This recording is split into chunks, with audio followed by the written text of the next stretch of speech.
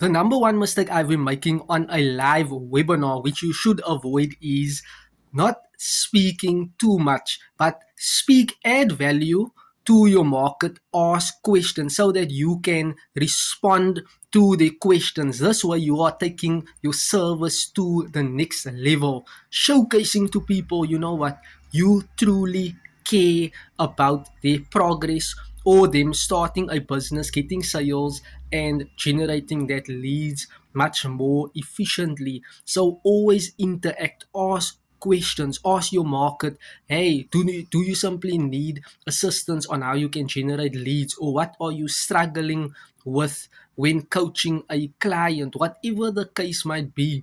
This way you are showing your market, you know what, you are a trustable go-to person so that they can come to seeking knowledge, wisdom, and understanding in the online world of business. Always ask questions and teach. Teach, invest, learn, teach, ask questions.